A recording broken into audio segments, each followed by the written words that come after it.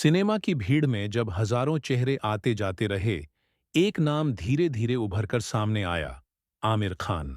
1988 की कयामत से कयामत तक में एक मासूम, पतला दुबला नौजवान, और आज वही इंसान दंगल जैसी ब्लॉकबस्टर से पूरी दुनिया का दिल जीत चुका है। तब एक अनजान चेहरा, छोटे छोटे सपनों के साथ।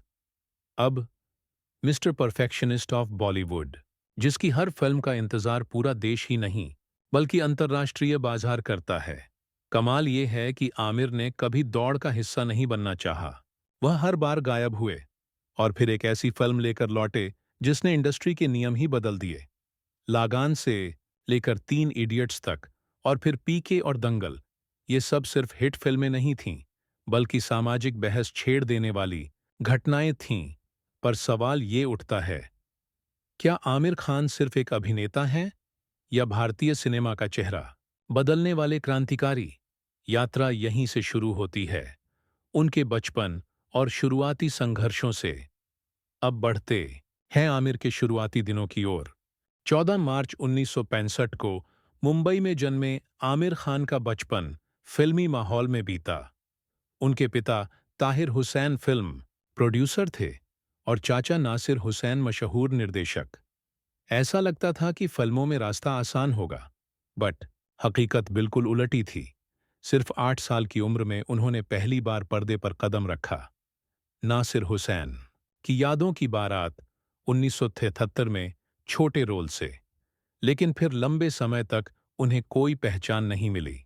स्कूली दिनों में थिएटर और स्पोर्ट्स में भी अच्छे रहे, मगर दिल सिर्फ एक्टिंग के लिए धड़कता था। 1980 के दशक की शुरुआत में आमिर ने कई स्क्रीन टेस्ट दिए। बार बार रिजेक्शन मिला। इंडस्ट्री में लोग कहते थे, वो तो प्रोड्यूसर का बेटा है, अपनी पहचान नहीं बना पाएगा। लेकिन आमिर ने हार नहीं मानी। उन्होंने बैकग्राउंड में काम करना चुना। मंजिल मंजिल 1974 जैसी फिल्मों में असिस्टेंट डायरेक्टर बने ताकि सिनेमा की बारीकियां सीख सकें। आखिरकार 1988 में उन्हें बड़ा मौका मिला, कयामत से कयामत तक।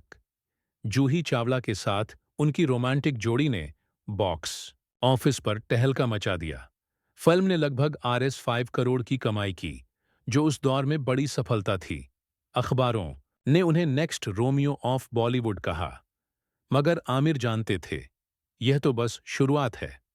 ये शुरुआत थी, मगर सफर अभी बाकी था। अगर आपको आमिर का यह संघर्ष पसंद आया हो तो लाइक कीजिए, शेयर कीजिए और चैनल को सब्सक्राइब करना मत भूलिए। अब देखते हैं उनका पहला बड़ा ब्रेक थ्रू।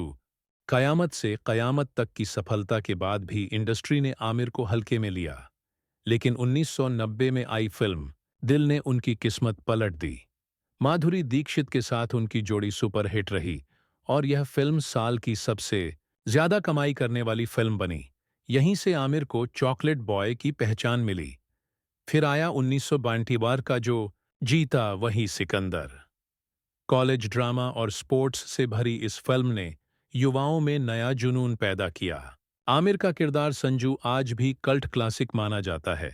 1996 में राजा हिंदुस्तानी रिलीज हुई और इसने बॉक्स ऑफिस के सारे रिकॉर्ड तोड़ दिए।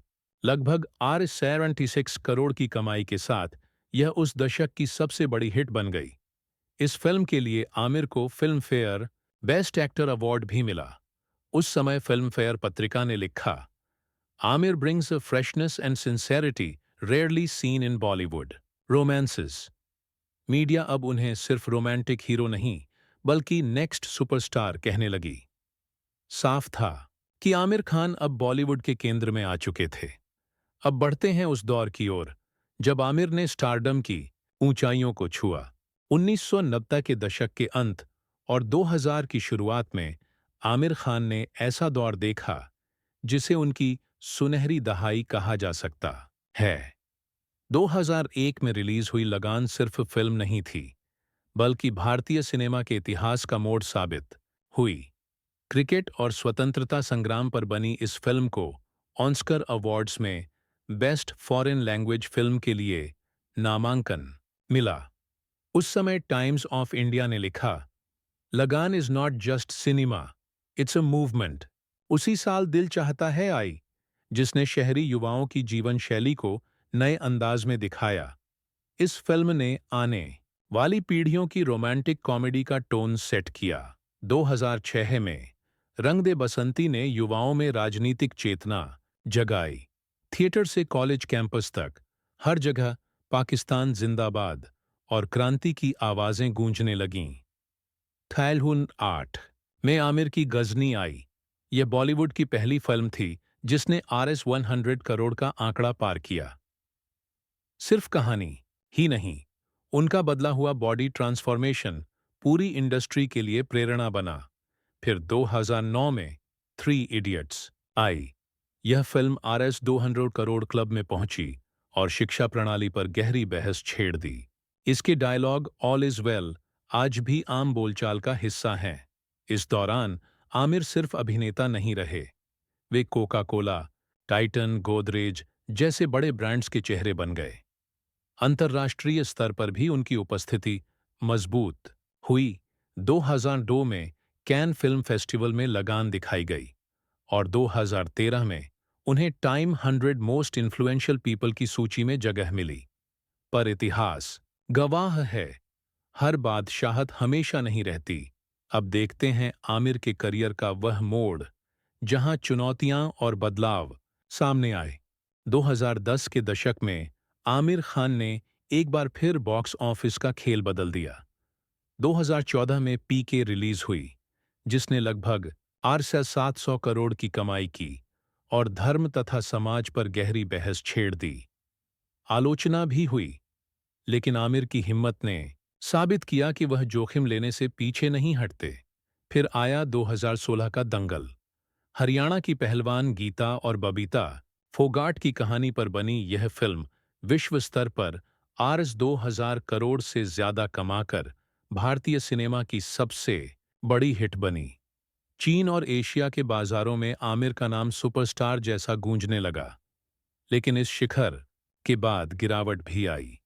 2018 में थग्स ऑफ हिंदुस्तान को भव्य बजट और बड़े सितारों के बावजूद करारी हार मिली। बॉक्स ऑफिस कलेक्शन बमुश्किल उम्मीद का आधा रहा। 2022 में लाल सिंह चड्ढा आई, फॉरेस्ट गंप का हिंदी रीमेक। आलोचकों ने इसकी ईमानदारी की तारीफ की, लेकिन फिल्म व्यावसायिक रूप से असफल रही। आमिर ने खुद स्वीकार किया, मैं पूरी जिम्मेदारी लेता हूं। आज आमिर मुख्यधारा के सिनेमा से थोड़ा दूर हो गए हैं। वे सत्यामेव जयाते जैसे टीवी शो और सामाजिक अभियानों से ज्यादा जुड़े हैं। साथ ही वे OTT प्लेटफॉर्म्स पर भी नए प्रयोग की तलाश में हैं। तब हर फिल्म हिट, हर रोल परफेक्शन की मिसाल। अब कभी असफलता, कभी विवाद, और फिर भी एक उम्मीद कि मिस्टर परफेक्शनिस्ट वापसी जरूर करेंगे।